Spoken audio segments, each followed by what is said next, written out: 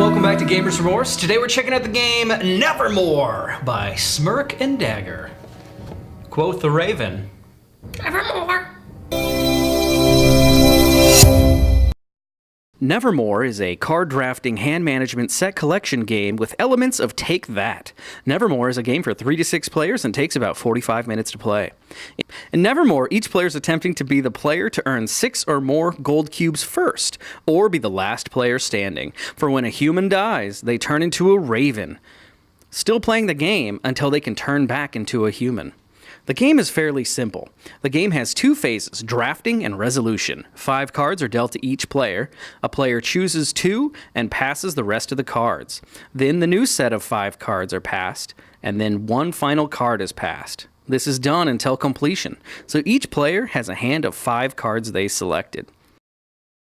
Now the hands are compared. If a player has a hand of 5 ravens, it is called a conspiracy of ravens. The result is that no other cards are played this round, and the player that has all 5 ravens gains 1 victory point, deals 1 damage to all other players, and gains 1 shadow magic card. This is very rare. If a player has ravens in their hand, but not all 5, it is called a dark omen, and a player must discard the number of non-raven cards for each raven card that they have in their hand. If a player has 3 or 4 ravens in their hand, after the discard, they are called skulking ravens. The remaining raven cards a player has in their hand are compared against all other players at the end of the round. The player with the most gets a number of shadow magic cards, equal to their remaining raven cards minus the player who had the second most. The other suits of the deck include the attack cards, which are used to target another player. The damage given to the targeted player is the number of attack cards of the player with the most cards minus the player with the second most. The player discards the number of purple cubes. The healing cards work similar to the attack cards. The player with the most heals himself for the value of the number of healing cards he has, minus the player with the second most. The radiance cards symbolize light magic, and the player who has the most of these draws a number of light magic cards equal to the total number minus the player with the second most. The victory cards symbolize the victory condition of the game. The player who has the most of these cards draws a number of victory points equal to the number of cards a player has minus the player's amount with the second most. If a player earns 6 victory points or more at any time, the game ends and that player is the winner. I actually have more. The order of resolution of these cards, aside from the conspiracy check in the beginning and the skulking ravens in the end, is randomized. So victory may be followed by attack, followed by radiance, and then healing, or it may be backwards or a mix of the two. This ensures that each round plays a little bit different. As stated, when a player reaches 0 health, they turn into a raven. While in raven form, a player continues to play as before, but cannot use the light magic, they cannot win, they cannot attack, and they cannot heal. However, if a raven earns the most of a suit, the raven pecks at the player with the second most, and that player loses 1 health point. If no player has the second most, the raven pecks all other players for 1 point of damage. If a raven's peck turns another player into a raven, the player that did the pecking earns 1 victory point. In order to turn back to human, a player needs to gain 5 of any suit, or 1 of each kind of suit. They turn back into human at the end of the round. The first player, as a human, to earn 6 victory points, or the last player standing, wins the game. It was enough randomness that it was extremely enjoyable, and I think that for me it was just a strategy of being able to know what cards to hold on to, and as well as remembering what cards you had passed on to better suit your hand as well as hinder the others.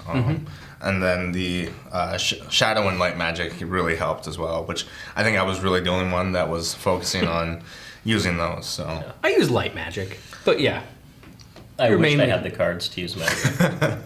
You'll have that. Brian's a dwarf, he doesn't use magic. Truth. And my axe. So overall, I was actually worried about the gameplay to this game. I'd heard some other reviewers talking about how it seems like you're limited in what you can do. And I mean, that's kind of what drafting is all about, right? You have a very limited selection of what you're actually capable of doing. But through multiple iterations, you're able to prove out your strategy overall. And I think this game actually delivered. Yeah. You know? Yeah. I was doing my own little strategy, and it was working, you know? I was like 90% to victory. Brian over here was a Raven. Eric I was going to knock out, but he was able to actually use his conspiracy to prevent me from doing that. And then the next turn, Brian actually manages to get enough of a kind that he kills both of us and turns into the only human standing. That was awesome. Like, I get that some people were like, the conspiracy part, I don't like you, 5 of a kind, and then no one else can play. What's the point of that? The point of that is it prevents people from, dominating. Yeah. It's a perfect defense as an offense. It's brilliant. But I really like the gameplay in this. What did you think? Yeah, I mean, I just loved that, you start by passing 3, then passing 2, and then passing 1. So there's no way you can perfectly manipulate your hand. Right. You have to balance and kind of change, and so I just thought that was genius. I will add too, like there's I believe it was shadow magic that allowed you to skip a passing phase, which really does like add to your strategy as well, like which gave me the conspiracy of Raven, so that really helped. Yeah. All right, let's go into a look. Brian, you're the resident graphic designer. What do you think? I really enjoyed it. I mean, they had the 5 faces of the cards. They all had a similar main icon with a background. So, I mean, the art style, it stuck along a same niche, which I thought was fantastic. And then along with that, the card backs were nice. And again, the light and shadow magic had a kind of similar tie with it. The only downside that kind of upset me, and it's only because I'm a purist, was they had 3 different typefaces on some of the cards. And you're never supposed to have more than 2, so every time I see one, it's just like, oh, why? But it wasn't enough to upset me. It's just, they could have just used 2 typefaces. It was unnecessary.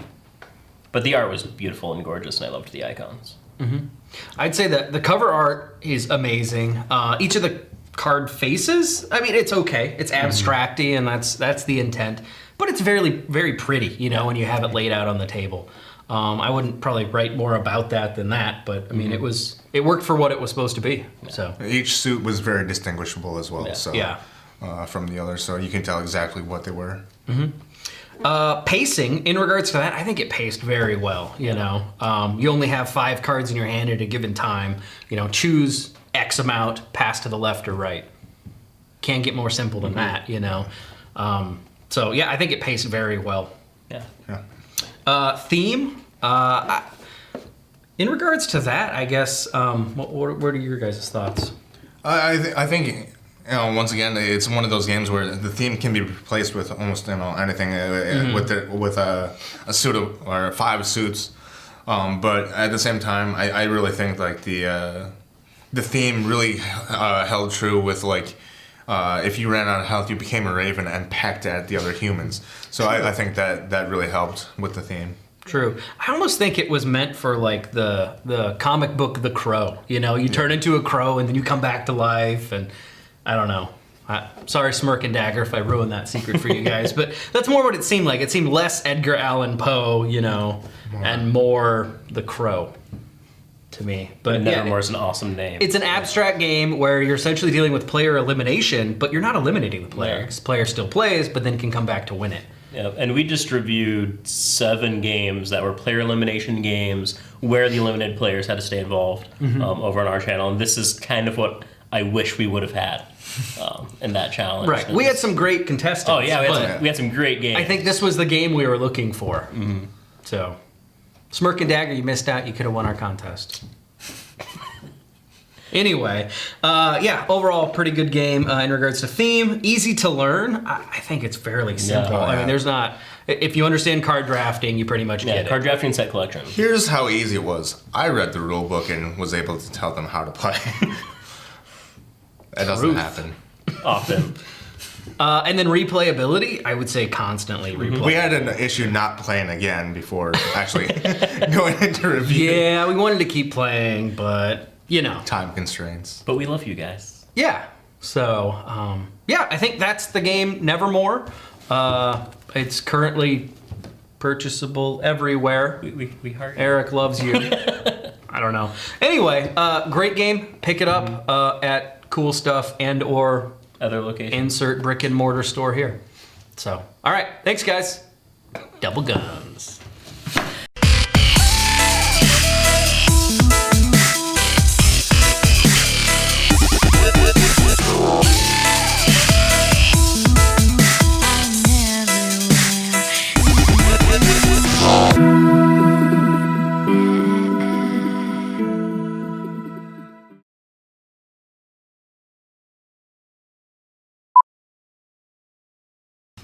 Okay.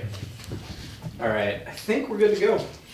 This review brought to you by Edgar Allan Poe. And once again, Pepperidge Farm. Good. I changed it that time. That was more than Hey, 140 look, you can characters. actually see yourself, right? Can see myself. Crazy. I can't. Go ahead. Because of the cord. Yeah, I can move that. That's But anyway. funny. I don't need to see me. I know I right. look good.